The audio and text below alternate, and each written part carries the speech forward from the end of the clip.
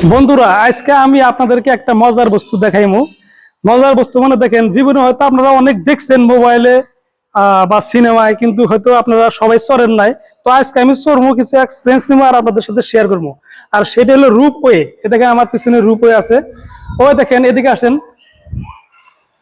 ওই দেখতে পাচ্ছেন তার মানে এই পাশ থেকে ওই পাশে যাবো, একদম ওই পাহাড়ে ওই যে টাওয়ারের মতো বড় খুঁটি, ওইদিকে চলে যাবো। এই রূপওয়েতে চড়বো। রূপের ভিতরে কয়জন মানুষ যাওয়া যায়, কত টিকিট, কোন জায়গা থেকে চড়ছি সব জানাবো এই ভিডিওর মধ্যে। সব থেকে আপনারা দেখতে থাকেন।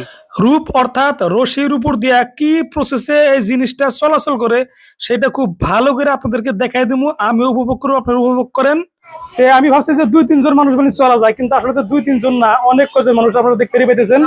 দেখেন কত মানুষ হচ্ছে, 15-20 জন মানুষ মানে চলা যায়। এখন আমি চড়বো, সময় হয়ে গেছে গা, স্টার্ট হয়ে গেল। দেখতে পাইতেছেন ওই যে একটা দ্বীপ, ওইটা হলো উমানন্দ দ্বীপ। ওর উপর দিয়ে যাবো, মজার একটা ভিউ পাইবেন। দেখেন, একটা লাইক করতে ভুলবেন না, শেয়ারও করে দিতে পারেন।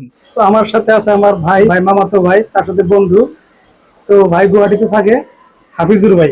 কিছু কইবে ভাই? আমি কি করবো, তুমি আইসাও, তোমার সাথে ঘুরতেছি, ভালো লাগতেছে।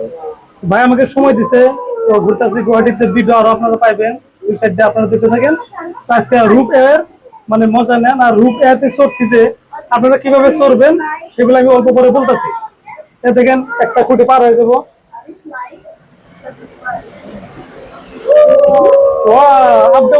খুঁটিটা যে পার হইলো, দেখেন কি প্রসেসে পার হইলো। আমরা অনেকেই ভাবি যে খুঁটি পার হয় কিভাবে। দেখেন সুন্দর করে উপর দিয়ে ওইটা পার হয়ে গেল। আমি প্রসেসটা পুরো আপনাদেরকে ভালো করে দেখা দিতেছি। তো দেখেন, এই যে আমি যে বলছিলাম উমানন্দ বিলের উমানন্দ দ্বীপের উপর যেমন, দেখেন এটা হলো উমানন্দ টেম্পল, উমানন্দ মন্দির। এটা হলো ব্রহ্মপুত্রের মাঝখানে একটা দ্বীপ। এই উমানন্দ দ্বীপটাও কিন্তু অনেক প্রসিদ্ধ, অনেক মানুষ এই জায়গায় প্রত্যেক দিনে আসে। এই জায়গায় আসার জন্য দুইও পার থেকেই মানে পানি জাহাজ আছে, আপনারা দেখতে পাচ্ছেন তলে পানি জাহাজ ধরা রাখছে।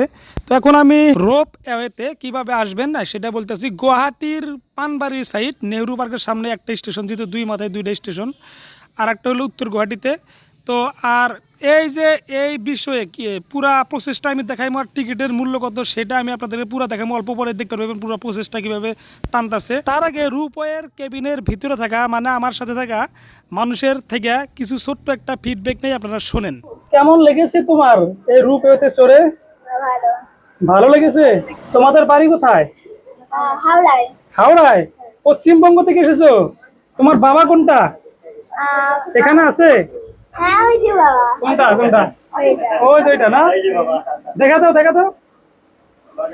আপনি কি ওর বাবা নাকি? আচ্ছা আচ্ছা। তোমার মা কোনটা? এটা। আচ্ছা আচ্ছা আচ্ছা আচ্ছা, ঠিক আছে। ঠিক আছে, এটা কে? তোমার নাম কি? অর্জিতা পামানি।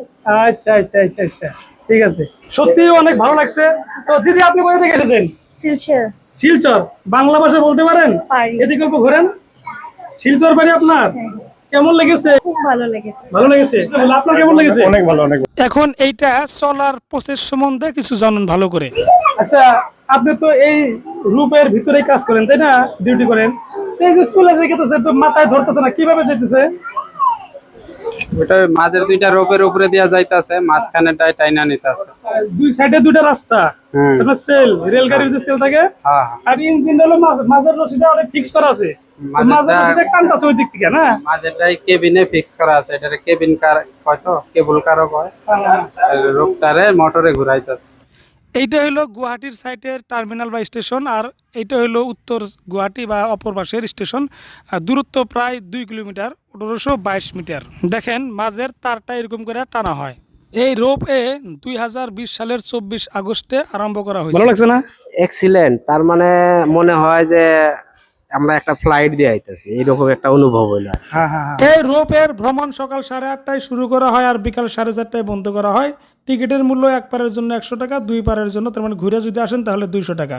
তো ভালো লাগলে একটি লাইক করুন, কমেন্ট করুন আর শেয়ার করে দিন।